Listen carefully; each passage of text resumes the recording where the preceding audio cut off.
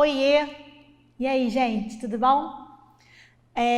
Meu nome é Elisa, eu sou professora de português e hoje a gente vai falar sobre uma questão gramatical, que é super rapidinha, tá? Não tem muito mistério para vocês entenderem, não.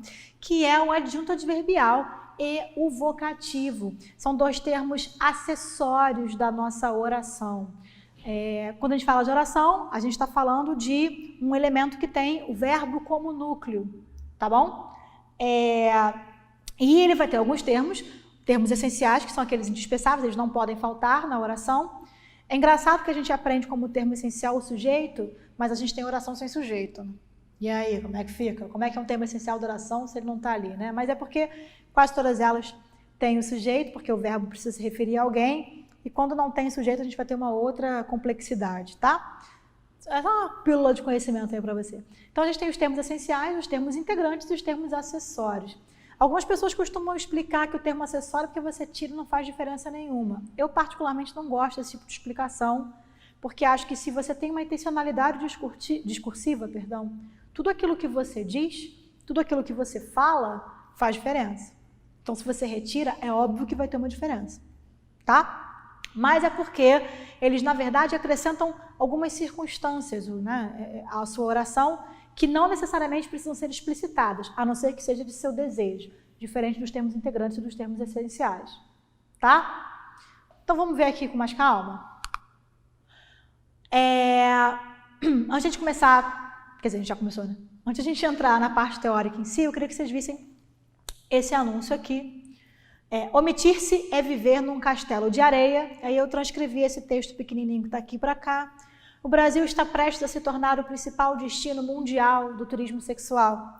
Uma mazela que atinge principalmente as crianças e adolescentes de baixa renda nas principais cidades turísticas do país. Hospedar menor de idade sem documento é proibido por lei. Não deixe esse mal chegar até aqui. E aí no final tem turismo sexual é crime, fiscalize e denuncie. E aí é uma campanha de Cabo Frio contra o turismo sexual. E aí eu queria que vocês percebessem o quão interessante é a relação dessa linguagem não verbal, dessa imagem, né, com a linguagem verbal, porque se é uma mazela que atinge principalmente crianças, e eu estou numa prefeitura de Cabo Frio, que a gente sabe que é uma cidade de praia, o que eles trazem para a gente como imagem? Brinquedos de praia, só que os brinquedos sem a criança, né? Os brinquedos estão espalhados na areia, né, como se aquela criança tivesse sido tirada de lá. E aí essa linguagem não verbal, essa questão da imagem, puxando a gente para entender esse contexto aqui. Aí dá uma olhadinha, ó. Omitir-se é viver num castelo de areia. Pegaram? Vamos então para cá? O verbo intransitivo viver, vamos relembrar a transitividade verbal rapidex, para a gente poder não se perder? Transitividade verbal, estou falando dos verbos de ação. Transitividade tem a ver com o trânsito mesmo, é bem óbvio que eu estou dizendo, mas tem a ver com o trânsito da ação. O que isso quer dizer? Alguns verbos, eles têm uma ação que recai sobre um objeto, outros verbos têm uma ação que não recai sobre absolutamente nada e que apenas tem complementações circunstanciais para que elas sejam entendidas. Entendi nada, me perdi. Se liga, quando eu falo assim, imagina que tu tá aí na tua casa, vendo aqui a videoaula aqui, ou sei lá onde você tá, se eu, Elisa, chego, abro a porta e falo assim, gente, eu amo, e vou embora. Minimamente você vai achar que eu tô com algum tipo de problema. Assim, o que é isso, gente? É uma piada? Sei lá, um enigma? Eu amo o quê? Percebe como automaticamente você fala assim, eu amo. Está faltando um objeto, ou seja, uma complementação de um objeto sobre o qual recai essa minha ação. Porque quem ama, ama alguma coisa. Quem gosta, gosta de alguma coisa. Quem entrega, entrega alguma coisa para alguém. Quem recebe, recebe alguma coisa de alguém. Então você não pode simplesmente falar, eu recebo. Né? Enfim, eu entrego. Quê? O que você entrega, o que você recebe, tá? Eu preciso de uma complementação dessa minha ação. E essa complementação, para a gente deixar isso bem claro, não é que o verbo não faça sentido, é que essa ação, se ela não recair sobre um objeto, ela fica perdida. Né? Se eu falar, peguei o besourinho, você fala assim, peguei. O quê? O besourinho. Então, a ação do verbo pegar recai sobre esse objeto. ok? E existem verbos que não têm a necessidade desse objeto da ação, mas que são complementados, se a gente pode chamar desse jeito, por questões circunstanciais. Porque se eu digo para vocês assim, ele morreu. Você percebe que não tem um objeto sobre a ação, sobre qual a ação de morrer recaia? Né? Eu tenho um sujeito que participa dessa ação, que vivencia essa ação de morrer, fica meio antitético, mas você entendeu, né? Agora, quando eu falo assim, morreu, batata, alguém vai perguntar, mas como? De quê?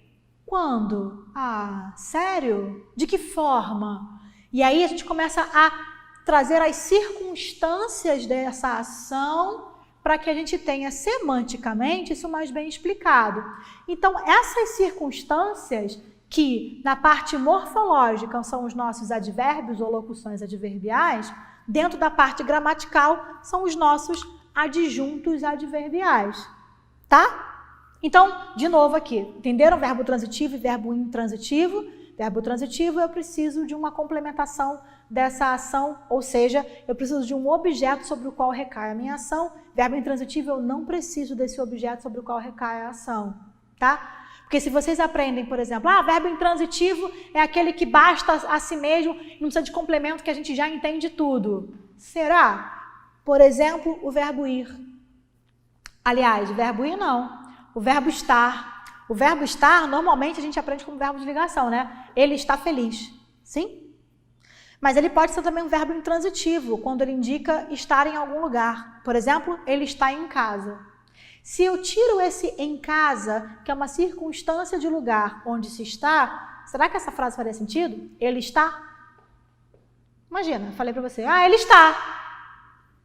Mas ele está o quê? Ele está como? Ele está de que jeito? Ele está de que modo? Consegue perceber? Então, essa ideia de que o verbo intransitivo ele se basta a si mesmo.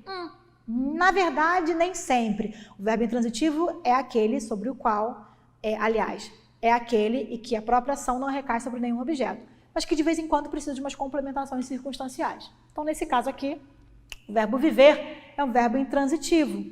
E aí ele vai receber uma especificação referente a um lugar metafórico. Por que lugar metafórico? Porque ninguém vive num castelo de areia. Você vive num castelo, você abre a porta, o castelo de areia está lá. Claro que não, né, gente? Vai cair. Castelo de areia é uma metáfora sobre alguma coisa que é frágil, que vai ruir a qualquer momento, tá? Onde a ação se expressa pode ocorrer. Omitir-se é viver num castelo de areia. Ou seja, você fingir que você não está vendo nada é você viver em algo que vai ruir já já. Então, você fala assim, olha como é que... Quando eu falei para vocês no início, né? Tem gente que diz que o adjunto adverbial, você pode tirar da frase sem prejuízo nenhum semântico. Jura? Olha para cá. Se eu falo omitir-se é viver... Isso tem uma função semântica, você consegue perceber? É como se eu estivesse falando que quando você se omite, você de fato está vivendo certo. Omitir-se é viver. Agora, quando eu complemento com a circunstância, com o adjunto adverbial, o sentido muda completamente. Omitir-se é viver num castelo de areia. Pronto, outro sentido.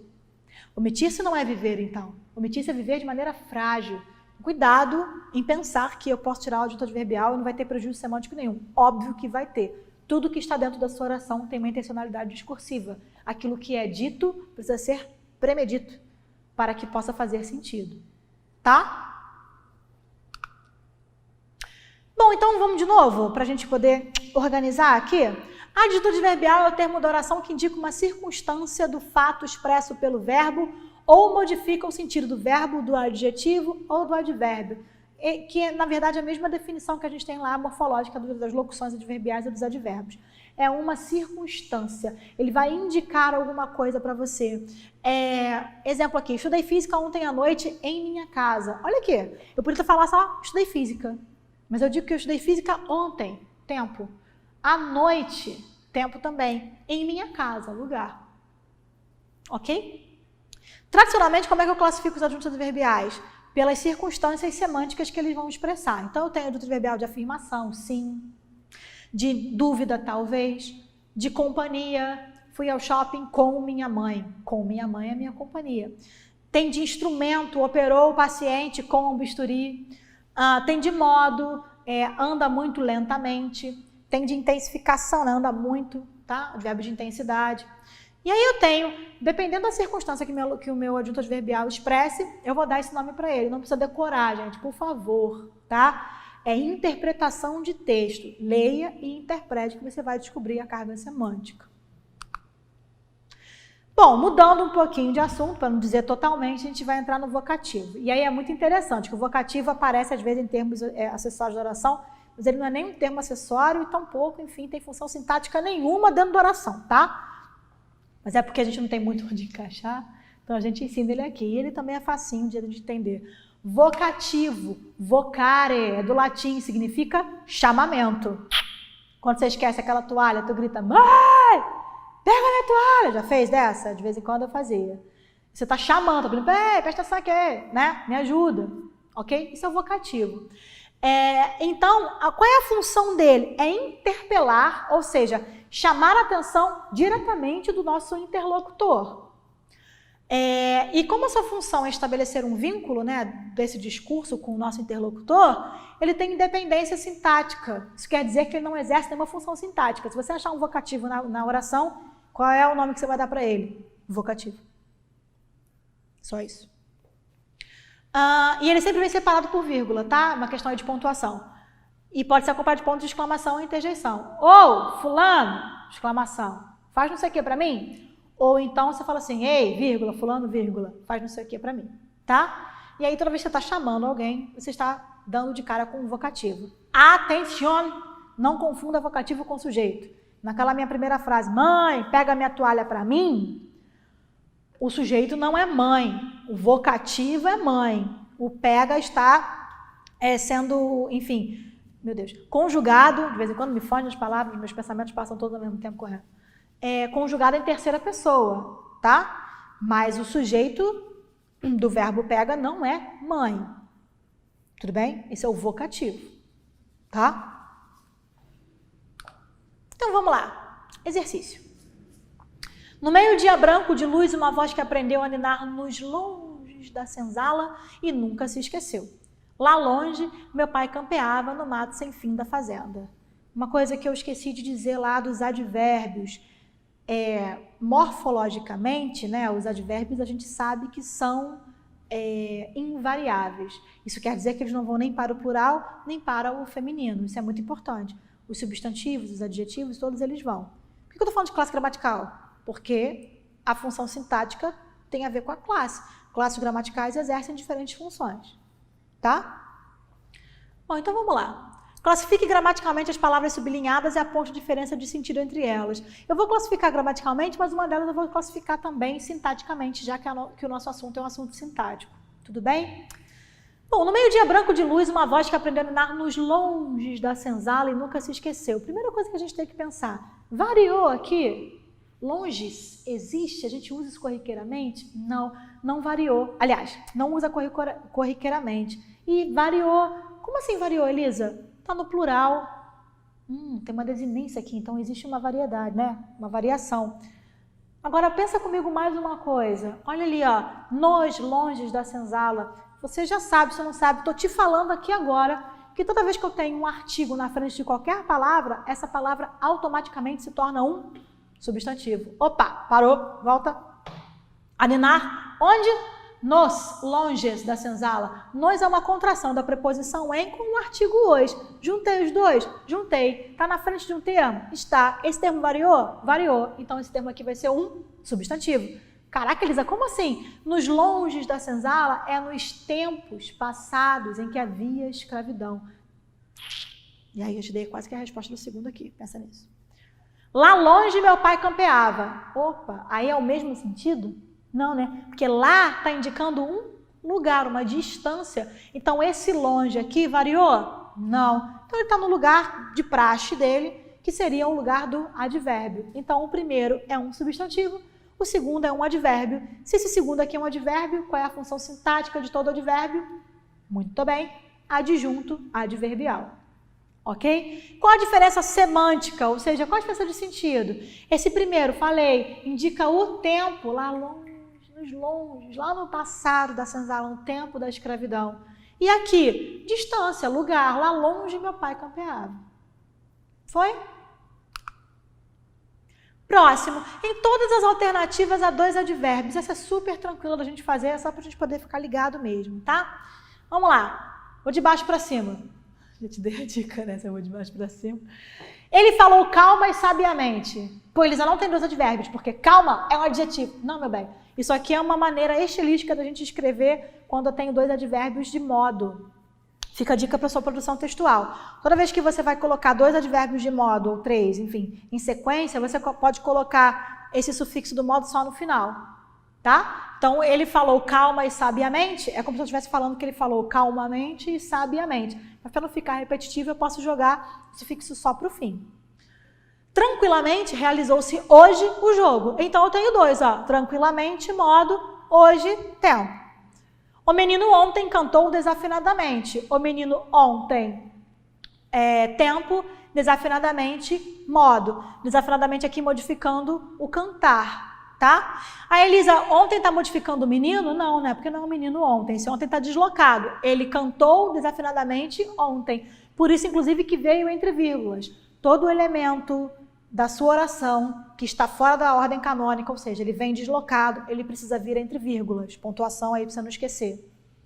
Amanhã, tempo, não iremos ao cinema. Ao cinema é o lugar onde nós iremos, tá?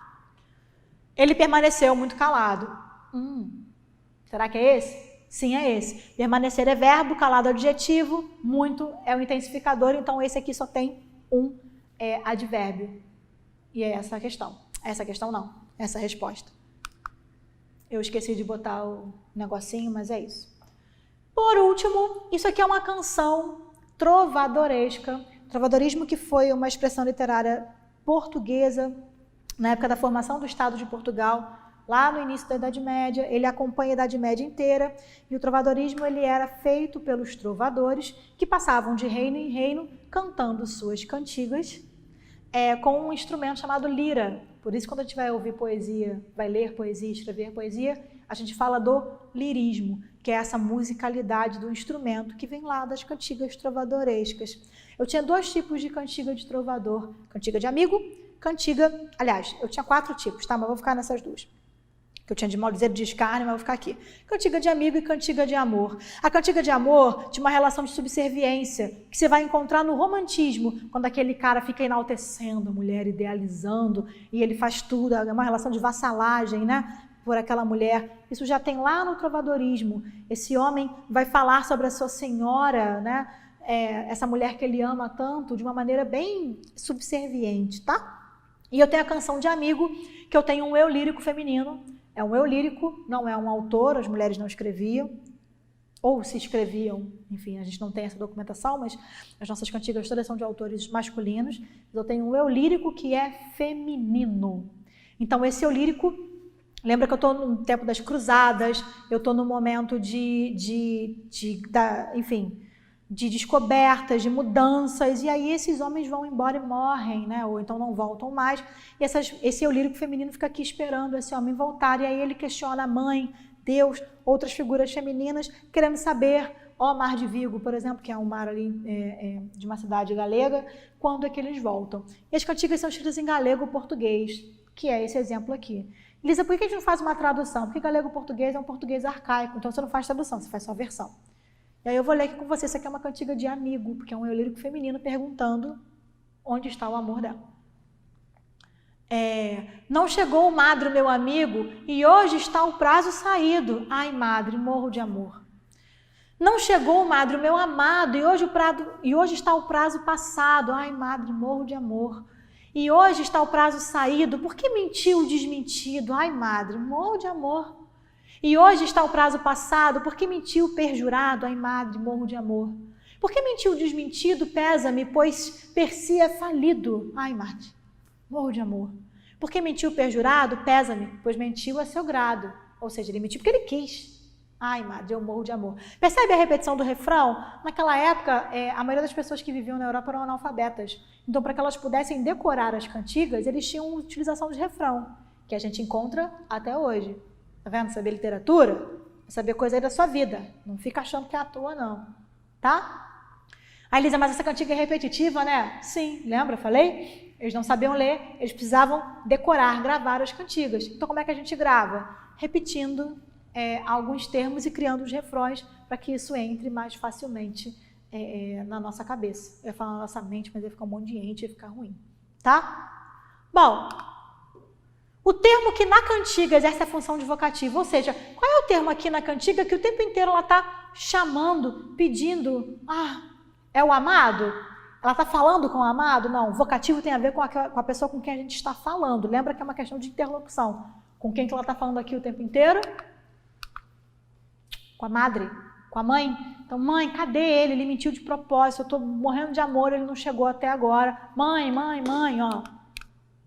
Ai, madre, eu estou morrendo de amor aqui, tá? Estou fazendo essa queixa amorosa para a mãe. E aí, entre vírgulas, é o nosso vocativo. Sucesso! Até já!